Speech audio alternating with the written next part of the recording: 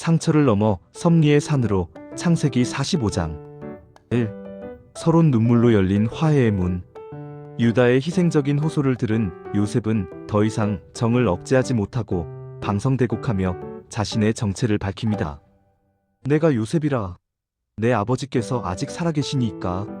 형들은 경악했고 두려움에 사로잡혔습니다. 이제 요셉의 한마디면 형들의 목숨은 끝날 수도 있는 복수의 시간이 왔기 때문입니다. 그러나 요셉의 입에서 나온 말은 복수가 아닌 성경 전체를 관통하는 놀라운 섭리의 고백이었습니다. 이 본론 고난을 해석하는 신앙의 눈. 두려움을 몰아내는 용서 1-4절. 요셉은 두려워 떨고 있는 형들을 가까이 오게 합니다. 그리고 나는 당신들의 아우 요셉이니 당신들이 애굽의 판자라고 말합니다. 이는 과거의 잘못을 들춰 비난하려는 것이 아니라 있는 그대로의 사실을 직면하게 한 뒤 그 위에 하나님의 용서를 덮기 위함이었습니다.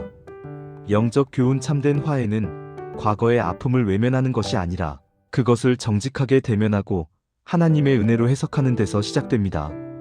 요셉은 권력을 가졌지만 복수를 선택하지 않았습니다. 용서는 상대방이 자격이 있어서가 아니라 내가 받은 하나님의 은혜가 더 크기 때문에 베푸는 것입니다. 인간의 악을 선으로 바꾸시는 하나님. 5-8절.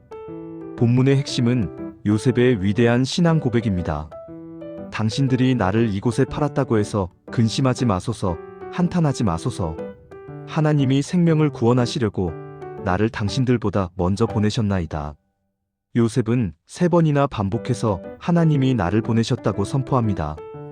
영적 교훈. 요셉은 자신의 고난을 인간적인 배신으로만 보지 않고 하나님의 파송으로 보았습니다.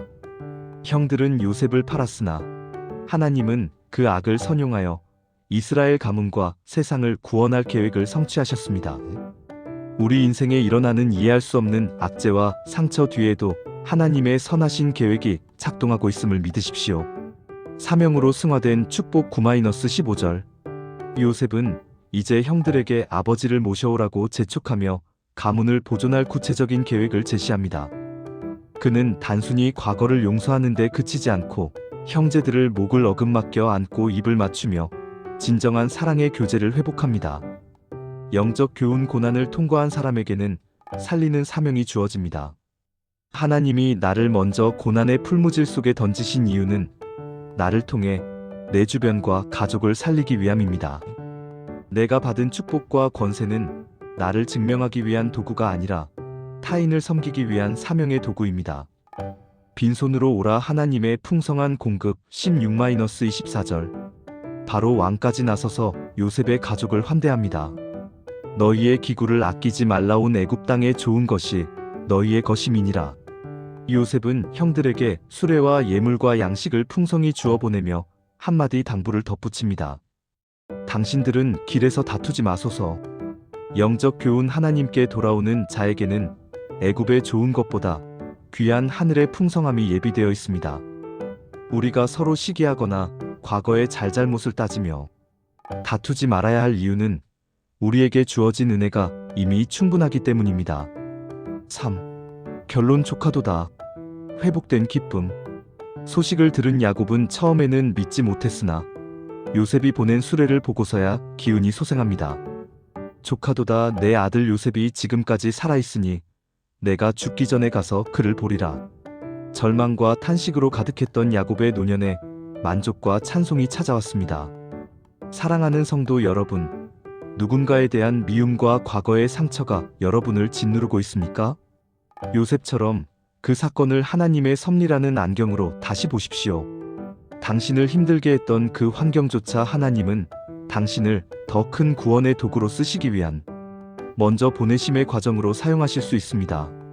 원망의 눈을 감고 섭리의 눈을 뜨십시오. 그때 비로소 우리 인생의 모든 조각이 맞추어지며 하나님이 하셨습니다라는 위대한 고백이 터져나올 것입니다. 4. 기도 요약. 사람의 악행과 실수 너머에서 일하시는 하나님의 선하신 섭리를 보게 하소서. 나에게 상처 준 이들을 하나님의 시선으로 바라보며 용서할 수 있는 넉넉한 마음을 주소서. 나를 먼저 고난의 자리에 보내신 이유가 생명을 구원하기 위함임을 깨닫고 사명을 다하게 하소서. 새로운 길 위에서 만나는 하나님. 창세기 46장 1. 서론 익숙한 곳을 떠나는 두려움. 야곱에게 가나안은 단순한 고향이 아니었습니다. 그곳은 할아버지 아브라함과 아버지 이삭이 머물렀던 약속의 땅이었습니다. 130세의 노인이 된 야곱이 정든 땅을 떠나 낯선 이국 땅 애굽으로 내려가는 것은 결코 쉬운 결정이 아니었을 것입니다. 혹시 하나님의 약속에서 멀어지는 것은 아닐까 하는 두려움이 그를 엄습했을 때 야곱은 먼저 하나님 앞에 멈춰섭니다. 2. 본론 변화의 문턱에서 붙들어야 할 것. 첫 번째 단계 예배로 묻다 1절. 야곱은 애굽으로 가는 길목인 브엘세바에 이르러 아버지 이삭의 하나님께 희생제사를 드립니다. 브엘세바는 가나안의 남쪽 끝 경계지로 이곳을 넘으면 본격적으로 타국 땅입니다. 야곱은 인생의 중대한 결정 앞에서 자신의 감정이나 요셉을 보고 싶은 열망에만 이끌리지 않고 먼저 하나님의 뜻을 구하는 예배의 자리를 가졌습니다. 영적 교훈. 인생의 큰 변화나 이동을 앞두고 있을 때 우리가 가장 먼저 해야 할 일은 예배입니다.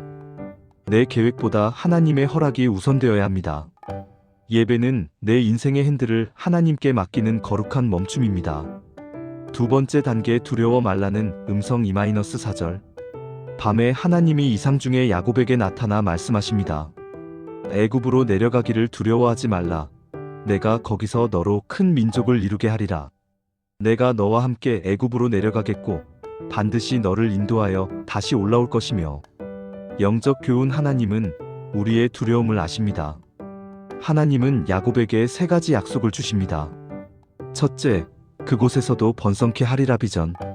둘째, 내가 너와 함께 가리라 동행. 셋째, 반드시 다시 돌아오게 하리라 회복. 우리가 어디에 있느냐보다 중요한 것은 하나님이 그곳에 함께 계시느냐입니다. 하나님의 동행 약속이 있다면 그곳이 어디든 약속의 땅이 됩니다. 세 번째 단계 질서 있는 순종 5-27절. 하나님의 응답을 받은 야곱은 주저없이 길을 떠납니다. 8절부터 27절까지는 애굽으로 내려간 야곱의 자손 70명의 명단이 길게 나열됩니다. 이는 단순히 인원 보고가 아니라 이 작은 70명이 장차 거대한 민족을 이룰 하나님의 씨앗임을 강조하는 것입니다. 영적 교훈. 하나님은 숫자를 세시는 분입니다. 한 사람 한 사람의 이름을 기억하시며 그들을 통해 당신의 언약을 신실하게 이행하십니다.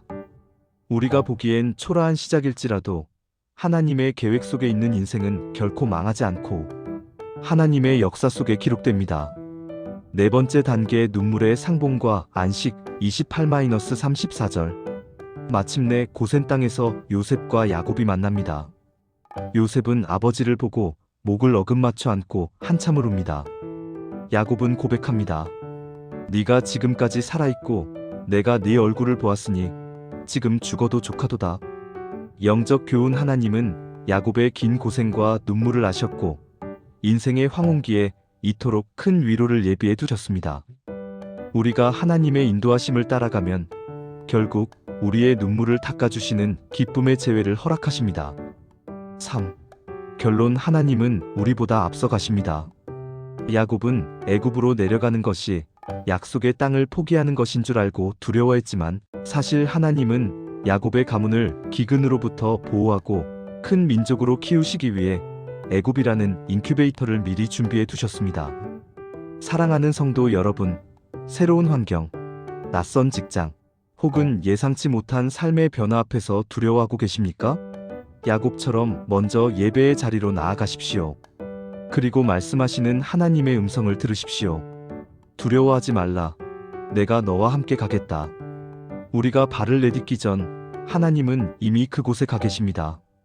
그 하나님을 신뢰하며 담대히 인생의 새로운 장을 열어가는 여러분이 되시기를 축복합니다. 4. 기도 요약. 중요한 결정을 내리기 전 내 욕심보다 하나님의 뜻을 먼저 묻는 예배자가 되게 하소서. 낯선 길로 나아갈 때 환경을 보지 않고 동행하시겠다는 주님의 약속만 붙들게 하소서. 우리 인생의 모든 조각을 맞추어 결국 최고의 선을 이루시는 하나님을 신뢰하며 순종하게 하소서.